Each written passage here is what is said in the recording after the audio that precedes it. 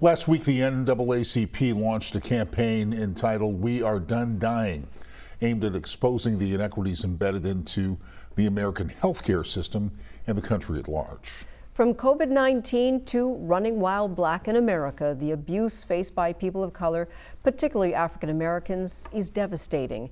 And joining us tonight from Jackson, Mississippi, is the president of the NAACP, Derrick Johnson. Welcome to the program. Thank you for having me. Good to have you back, sir. And first off, tell us about this campaign. What's the message that you're trying to convey here? Well, we want to make sure that African Americans are empowered. We control our destiny. What we're looking at now is a pandemic that is man-made by the individual occupying the White House.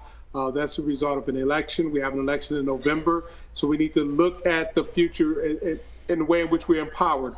We're looking at a Congress that are considering, once again, a $3 trillion package. We want to make sure that African-American businesses participate wherever possible, particularly with the Paycheck Protection Plan.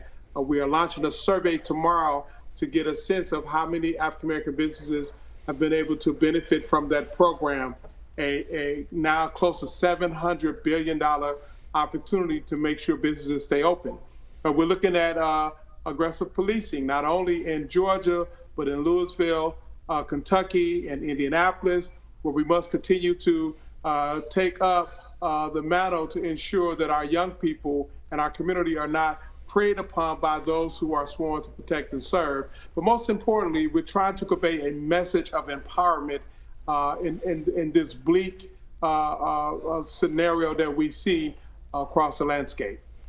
And we understand you are wanting people to feel empowered, but it's difficult. What can the average person do? Well, it all depends on where we sit. First of all, we start with the census. It seems like it's something far away, disconnected, but it's very connected because it drives the resources that come to our community over the next 10 years. Secondly, we need to be preparing for the November election. That is the key.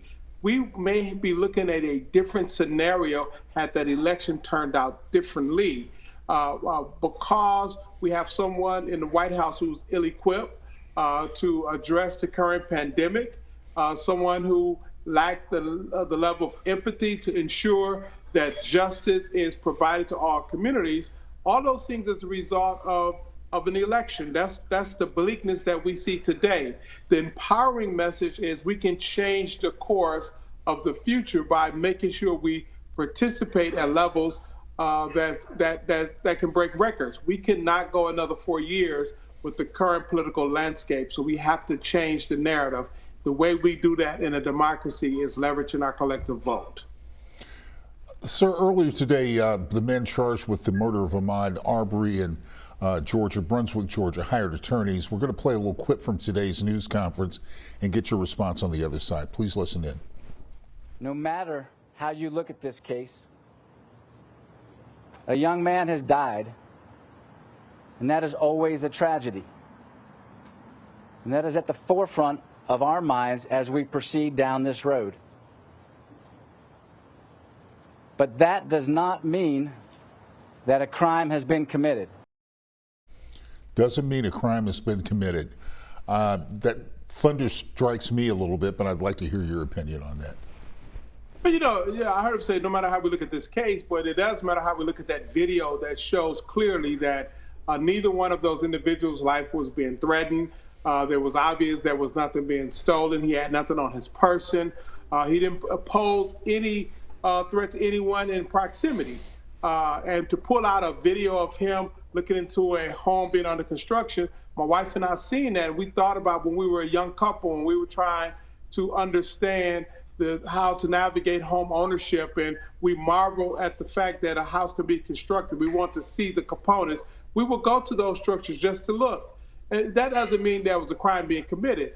What matters most is justice is brought for that community, for this family. And justice can be brought in three very simple ways. One, a court system hold these two individuals accountable. Two, that community register to vote so they can serve on the jury to ensure that there's a true jury of peers that bring along with them the cultural sensitivities of African Americans in that community. And thirdly, turn out in record numbers to get rid of this DA because it was this DA that decided not to bring charges until a video was brought forward, and there had to be enough outside pressure brought on.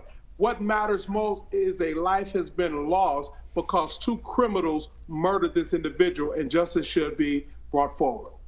Absolutely. Thank you so much, Derrick Johnson from the NAACP. Thank you. Appreciate your time.